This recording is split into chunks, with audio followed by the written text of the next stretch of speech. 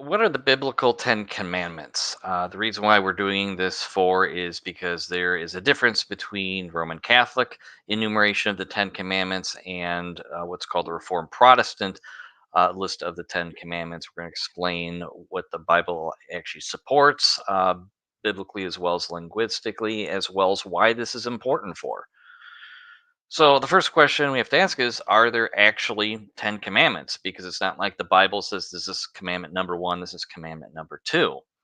However, we can actually find from the Old Testament, it actually says there are 10 commandments, such as in Exodus chapter 34, verse 28, when it reads, "So he, meaning Moses, was there with the Lord 40 days and 40 nights. He did not eat bread or drink water, and he wrote on the tablets the words of the covenant." This is also repeated in Deuteronomy 4:13 and Deuteronomy chapter 10, verse 4, where it says, also that there are 10 commandments, which you can read there. And we find that the 10 commandments are preserved in Exodus chapter 20, verses 10 through 17, and Deuteronomy chapter 5, verses 6 through 21. So you can go to those verses for reference.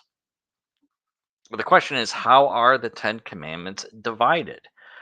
Well, in the second century, there is an early church father by the name of Saint Irenaeus. He is also known as a doctor of the church in the Roman Catholic Church. And in his work treatise against heresies, he writes, "Their fathers were righteous. They had the power of the Decalogue." And the Decalogue literally means 10 words, deca, 10, and log, which we get from logos, which means words, 10 words or 10 commandments, are implanted in their hearts and in their souls. Through the Decalogue, he, meaning God, prepared man for friendship with him and for harmony with his neighbor. But as you can see, St. Irenaeus doesn't tell us how they are broken down, just that there are actually 10 commandments or 10 words, this Decalogue. But in the Catechism of the Catholic Church, this is under section or paragraph 2067, it says the Ten Commandments state what is required in the love of God and the love of neighbor. The first three concern love of God, and the other seven love of neighbor. And as we'll see, this is broken down differently than it is in the Protestant list, because the first three are pertain specifically to God, and as we'll see, they combine the first and second commandment as it's one, where the Protestants actually separate them. And then he says the other seven have to do with loving your neighbor. And the Catechism gets this from St. Augustine, who is also an early church father. He's also a doctor in the church. And in his sermon, he writes, "As charity comprises the two commandments to which the Lord related the whole law and the prophets, so the Ten Commandments were themselves given on two tablets. Three were written on one tablet, and the seven on the other tablet." So this is where the Catechism gets it from. It gets the three commandments, the way they break it down, on one tablet, and the other that pertain to God, and the other seven have to do with loving your neighbor on the second tablet. But the question is Saint Augustine and the Catechism right the way they break this down? And we're going to show how they break it down and how it differs from the Protestant and the biblical list. The reason it's important for is because in session 6 in Canon 19 of the Council of Trent, it reads, "If anyone saith that nothing besides faith is commanded in the gospel, that other things are indifferent, neither commanded nor prohibited, but free, or that the Ten Commandments no wise appertain or apply to Christians, let him be anathema." So the Ten Commandments, the way they understand it, if they don't abide by them, then they will be anathema. They'll be accursed. And at the Council of Trent, this literally means condemned, or damned to damnation. So it's important that they get the Ten Commandments right. Well, and if you look at the first commandment under the council or the Catechism of the Catholic Church, it reads, "I am the Lord your God who brought you out of the land of Egypt, out of the house of bondage.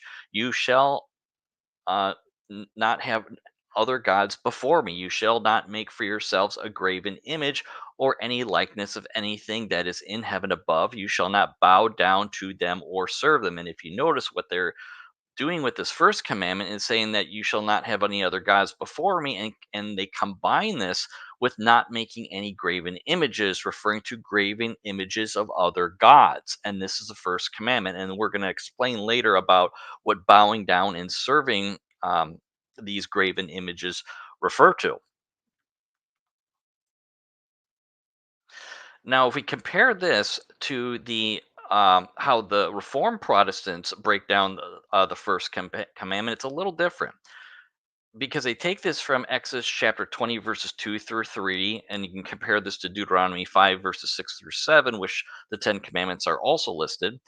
It reads, I am the Lord your God, who brought you out of the land of Egypt, out of the house of slavery. You shall not have any not have you shall not have no other gods before me or instead of me. So this is the first commandment that Reformed Protestants understand. But the second commandment reads, you shall not make for yourself an idol or graven images in some translations, or any likeness of what is in heaven. You shall not worship them or serve them. So the focus here is on idols and graven images in general, including images of what is in heaven. So you see the difference between the previous screen where the first and second commandment is combined into one commandment, that you're not to make graven images of other gods and bow down to them, while the Reformed Protestant list has them separated. And the second commandment is to not make it an idol of anything that is in heaven and not to worship them or serve them, referring to idols or graven images of things that are in heaven. The other issue is the how to break down the last commandment. And for Reformed Protestants, it reads, "You shall not covet your neighbor's wife, and you shall not desire your neighbor's house, his field, or his male servant, or his female servant, his ox, or his donkey, or anything that belongs to your neighbor." This is taken from Deuteronomy chapter 5, verse 21. But in the Catechism, they break this commandment down, and they have to do this because since they've combined first and second commandment into one, and the Bible tells us that there's 10 commandments, this would only leave them with nine commandments if they combined you shall not covet as a single commandment. So instead, what the Catechism does is it breaks down the ninth commandment as you shall not covet your neighbor's wife, and the 10th commandment as you shall not covet your neighbor's goods. That's supposed to say covet. So the Catechism combines the first and second commandment and divides the 10th commandment in order to make 10 commandments. So is this accurate? Well, if you before we go on, I just want to put side by side the two different lists of the Ten Commandments. And I got this from Catholic.com, which is the Catholic Answers website. So I want to give them credit for this to show the difference between the Roman Catholic Ten Commandments and how they're enumerated versus the Ten Commandments of the Reformed Protestants. And as you can see, for the most part, most of the commandments are basically identical. The only differences, as you can see, is with the Roman Catholic list, the first commandment, thou shalt not make unto thee any graven image, is the same commandment as I am the Lord your God, you shall not have any strange gods before me. But with the Reformed Protestant list, they're divided, and you thou shalt not make any graven image is actually the second commandment. And then when you get down to the bottom, the Roman Catholic list separates the command you shall not covet into you shall not covet your neighbor's wife as the ninth commandment, and you shall not covet your neighbor's goods as a 10th commandment, while in the Protestant list, it's one single commandment. So the question is who's right, and can we prove this biblically?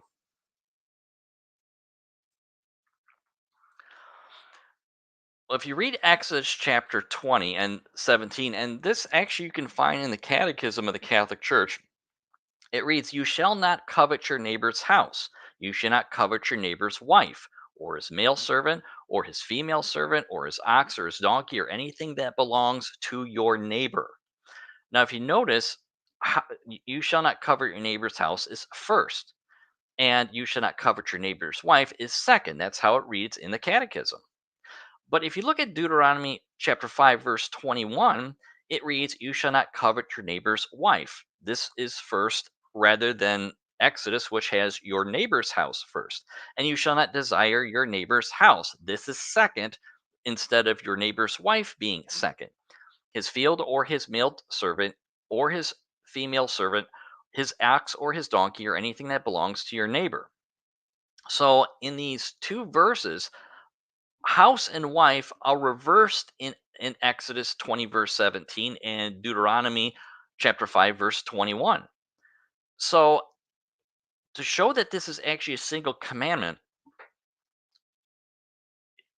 the fact that they're reversed demonstrates this because your neighbor's house and your neighbor's wife both are things that belong to your neighbor. If these were separate commandments, Exodus chapter 20 would mirror Deuteronomy chapter 5 by saying you shall not covet your neighbor's wife, but it doesn't. It begins by saying you shall not covet your neighbor's house, then you shall not covet your neighbor's wife, and then male servant, female servant, donkey, and anything that belongs to your neighbor. So the context here is that anything that belongs to your neighbor, whether it's the house, whether it's his wife, whether it's his servants, or whether it's his animals, anything that belongs to the neighbor is a should not be coveted and is a single commandment. You shall not covet is one commandment. So if we look at the previous screen, the Protestant list is correct when it comes to you shall not covet. That's a single commandment. So if this is a single commandment, then if we have a problem on the Roman Catholic side because they've combined the first and second commandment together by saying, I am the Lord your God, you shall not have strange gods before me, and thou shalt not make unto thee any graven image. This is a single commandment, but by doing that, they end up only having nine commandments. And as we saw earlier, the Bible says three separate times there are 10 commandments. Plus, there's additional biblical evidence for the Ten Commandments for the Protestant side, because the Apostle Paul says in Romans chapter 13, verse 9, for the commandments, you shall not commit adultery. That's one commandment. You shall not commit murder. That's another. You shall not steal. That's another. You shall not covet. Notice he doesn't break it down as you shall not covet your neighbor's wife. You shall not covet your neighbor's goods or belongings. He just says, You shall not covet. And any other commandment are summed up in this word, You shall love your neighbor as yourself. So these are all individual commandments: adultery, murder, steal, covet. So we have New Testament support that the Apostle Paul is understanding the 10 Commandments, the 10th commandment as you shall not covet as a single commandment. So, since you shall not covet is a single commandment, in order to get 10 commandments, the first commandment must be against having any other gods. And the second commandment must be about not creating graven images or creating idols.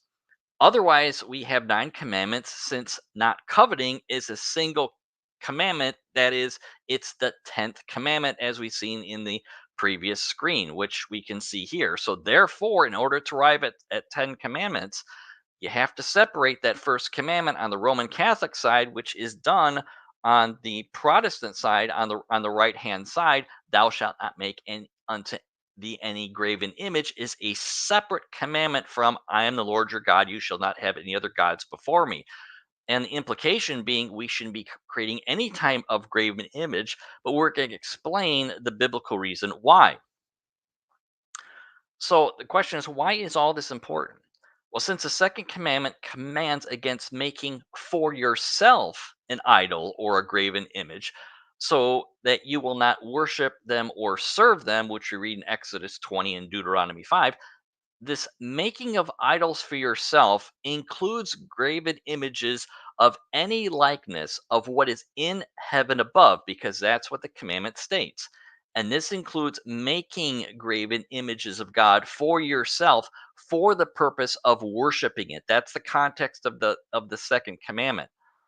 And this is what the Israelites did when they created the molten calf, making it in the image of God for themselves.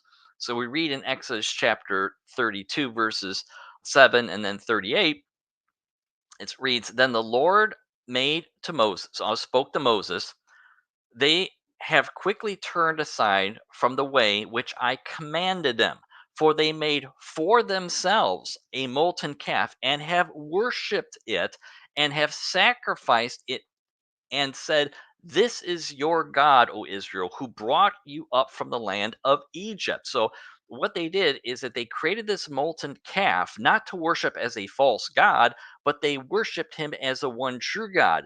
They were saying, this is the God who brought us out of the land of Egypt. And the God that brought them out of the land of Egypt wasn't a false God, it was Yahweh. So they were worshiping this molten calf, and they made it for themselves to worship it as God. And they were doing this by bowing down and worshiping and sacrificing um, things to it. And then you find out in Exodus 32, verse 20, it says that he, meaning Moses, took the calf which they had made and burned it with fire. So they made this, and Moses didn't care the fact that this was made in the image of God. He burned it anyways with fire. So, um, this commandment, just a side note, would not apply to images God commanded them, the Israelites, to make, because one of the arguments is made where the examples of the two golden cherubim that were on the mercy seat of the ark of Exodus chapter 25. Well, these are golden images, but the difference is God commanded Israel to make these um, two golden cherubim on the mercy seat of the ark. He did not command them to make an image of God in the form of a golden calf. And that's because the Israelites were not making it for themselves. But even in situations where God commanded the Israelites to make something, like when Moses had them create, the bronze serpent, and the whole purpose of the bronze serpent is when they looked at it, they would be healed. And the concern that God has is that even in those situations, people can end up worshiping him. And you see this sadly, even within Christendom, where people will bow down to an image that represents God, and even though in their mind they're not worshiping it, that's exactly what they're doing. And we're going to explain this on the next few screens. But in Second Kings chapter 18, verse 4, it reads that he, meaning Hezekiah, the king of Judah, also broke in pieces the bronze serpent that Moses had made. For until those days, the son of Israel burned incense to it. And as a former Roman Catholic, this reminds me of when I was an altar boy. And there was something called the thurible. It was this metal kind of vase that hung from chains where they burnt incense. And what would happen is the priest or the altar boy would burn incense, and they would turn towards the image of Christ, the graven image of Christ that was um, on the altar, and they would turn towards it and burn incense and bow to it. And this is the same thing that is happening in Second Kings verse 18. This was a bronze serpent that was made by Moses himself, but it was for the purpose of letting them know, by looking at it, they're trusting in the healing power of God to heal them. And instead they end up taking something that God had commanded them to make, and they end up burning incense to it. And burning incense was a form of worship, which is the same thing that happens with a thurible when incense is burned during the Mass towards the image of Christ on the altar. Now, the question is, what classifies as worship? And I had a debate last year on whether or not prayer to Mary and the saints is worship. And we're going to get into some specific language. We won't get too deep, but you'll get the idea. You can always go back to it later. Where in Exodus chapter 20, verse 5, which are part of the Ten Commandments, it says, "You shall not worship them or serve them." Now, the Hebrew word for worship is shaka. And in Greek, because as you know, the New Testament, Old Testament is translated into Greek, known as the Septuagint, it's a Greek word proskuneo. And proskuneo literally means to bow down to worship when it's used in a religious context. And the word for serve is a separate Hebrew word. It's the word abad. And when it's translated into Greek, it's the word latrio.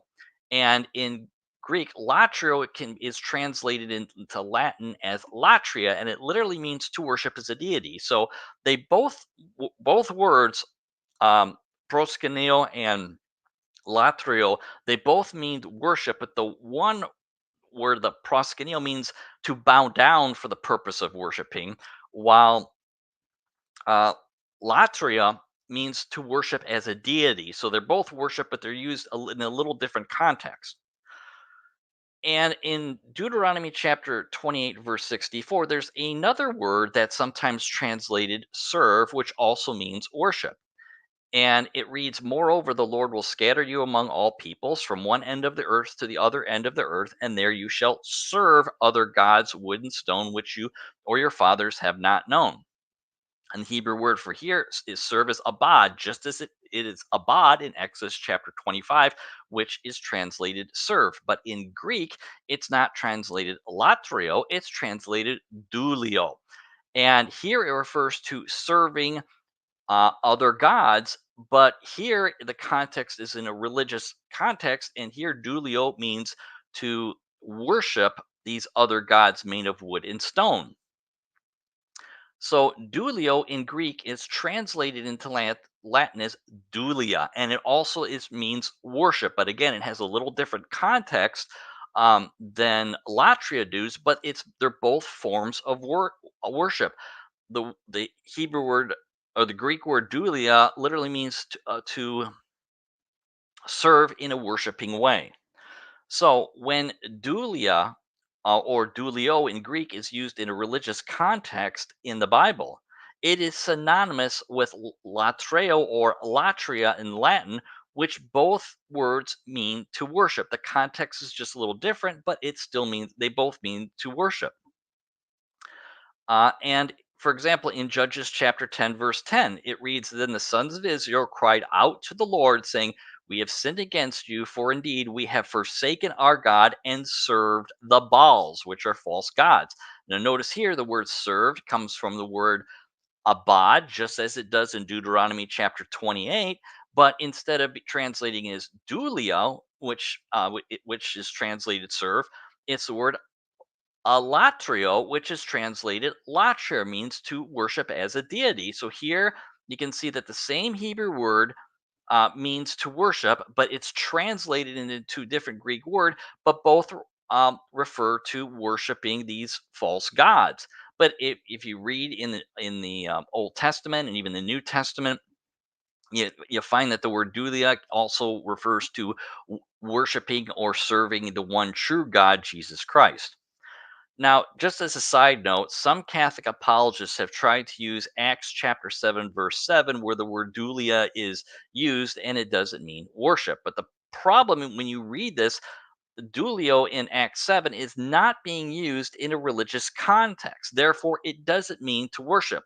The actual verse reads, "But I will judge the nation that they serve. Dulio, said God, and after that they shall come out and worship latrio me in this place." To give an example, the military can serve a nation, but not worship the nation. And when that is used in a non religious context, they would use the word dulio here. And this is what Acts chapter 7 is doing. An atheist can serve in the military, but they can serve the nation, but not obviously not worship it because atheists claim they don't worship anything because they don't believe in God, let alone false gods. And that's all that's happening in Acts chapter 7. They're serving a nation, but they're not worshiping the nation because the word dulio in this context is not talking about a religious context. It's basically a secular context, but God is calling them out in order to worship him. And that's why the verse uses two different Greek words in order to make that distinction. So, why is this all important? Well, the second commandment forbids making a graven image for oneself, which includes making images of the one true God for the purpose of worshiping and serving them, which in Exodus 20, verse 5, is in a religious context. And that includes bowing down to worship them, proskuneo. And when people are bowing down to images of God or any other beings that are in heaven, even if they don't do it for the purpose of worshiping, the act itself is worship because it's done in a religious context. It's not done in a secular context like in Acts chapter 7 verse 7. So the problem is, and the reason why this is important for is by combining the second commandment with the first commandment, instead of separating them as we demonstrated earlier, Roman Catholics and others are limiting their single command to not creating idols or graven images to those of false gods only, rather than it applying to not bowing down and worshiping images of the one true God and other heavenly beings. Therefore, they cannot follow the Council of Trent that we mentioned earlier to obey all of the quote 10 commandments which appertain or apply to Christians, and as a result they are anathematized. And at the Council of Trent, anathematized means the same thing that it would have meant by the Apostle Paul centuries earlier. It means to be condemned or damned to hell, and that's because they are missing the actual 10 or the second commandment: you shall not make idols, not make idols, which includes making idols or graven images of the one true God. Thank you for watching, and if you look in the description below, I've got a link to my 20-minute opening statement I had last year on Standing for Truth about is praying to Mary and the saints worship. Again, it's only 20 minutes, and I also have a separate link to my um, to the entire full debate so you can hear both sides of it. Thank you, and God bless.